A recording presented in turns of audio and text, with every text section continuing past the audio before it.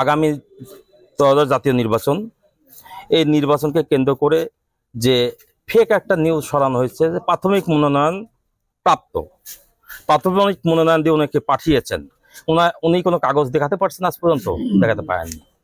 আমি মনে করি এটা 100% ফেক এবং ভুয়া। প্রথমত আমার নেতাকে বিক্রি করে খাওয়া হচ্ছে, জনাব তারেক রহমানের নাম ভাঙানো হচ্ছে। জনাব তারেক রহমান যদি ওনাকে মনোনয়ন দিত, অবশ্যই 18 সালে যারা মনোনয়ন পেয়েছিলেন তাদেরকে ডেকে তারেক রহমান বলে দিতেন যে আপনারা বসেন, ওনাকে মনোনয়ন দেওয়া হয়েছে বা উনি ওখানে মনোনয়ন প্রাপ্ত বা পাবে। উনি আজ পর্যন্ত ওইটা কাউকে করাতে পারেননি। উনি এখন কি করছেন, উনি সেন্ট্রাল নেতা, কেন্দ্রীয় নেতা, কৃষক দলের নেতা, উনি বিভিন্ন জায়গায় বিভিন্নভাবে হুমকি স্বরূপ বহিষ্কার করা হবে। আমি তো আওয়ামী লীগ করি না, আমি জাতীয় পার্টি করি না, আমাকে বহিষ্কার করা হবে। আমি বাংলাদেশ জাতীয়তাবাদী দলের নির্বাচনী ক্যাম্প করছি, নির্বাচনী প্রচারণা করছি। এখানে বহিষ্কার করা আমি দেখতে চাই। উনি যেখানে বিভিন্ন জায়গায় হুমকি দিচ্ছেন বহিষ্কার করা হবে, উনি বহিষ্কার করুক, দেখি কয়জনকে পারেন। উনি বহিষ্কার কতজনকে করতে পারেন? হাজার হাজার নেতাকর্মীকে।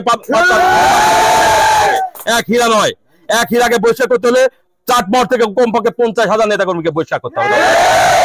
অতএব আমি বলবো আপনারা এখনো সংযত হন। আগামী জাতীয় নির্বাচনের জন্য বাংলাদেশ জাতীয়তাবাদী দল পাবনা 3-এর লোকাল ক্যান্ডিডেটকে জনাব তারেক রহমান মনোনয়ন দেবেন ইনশাআল্লাহ। অতীতেও অনেক এমপি সাহেবরা চলে গেছেন, এখন বলেন যে আমি উন্নয়ন করবো। আমি এখন উন্নয়ন করবো, আগে কি উন্নয়নটা করেছি? রাস্তাঘাট উন্নয়ন করলে তো উন্নয়ন হলো না। উন্নয়নের পাশাপাশি কৃষি নির্ভরশীল দেশ, আমাদের কৃষি নির্ভরশীল এলাকা, সে এলাকায় কৃষককে শক্তিশালী করতে হবে, কৃষকের ফসলকে শক্তিশালী করতে হবে এবং ফসলকে সুন্দরভাবে রেখে যেন কৃষক যেন পরবর্তী টাকা পায়। অবশ্যই কোল্ড স্টোরেজ সহ এই অত্র এই আপনার চলন বিল অধ্যুষিত অঞ্চলটাকে অবশ্যই যেন আরো বেশি করে ফসল ফলানো যায়। নদী খনন, চাকরি, কর্মসংস্থানের ব্যবস্থা করতে হবে।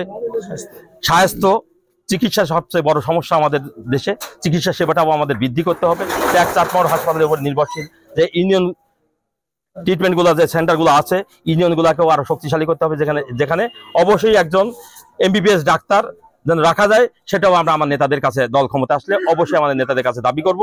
প্রত্যেকটা ইউনিয়ন লেভেলে যে কমিউনিটি সেন্টারগুলো আছে, সেই সেন্টারগুলো ন্যূনতম একজন করে হলেও MBBS ডাক্তার দিতে হবে, যেন স্বাস্থ্য সেবাটা অবশ্যই প্রত্যেকটা দাঁড়ে দাঁড়ে পৌঁছায়। আমার নেতার 31 দফার মধ্যে আছে যেটা স্বাস্থ্য সেবাটা, অবশ্যই আমার নেতা এটা বাস্তবায়ন করবেন ইনশাআল্লাহ।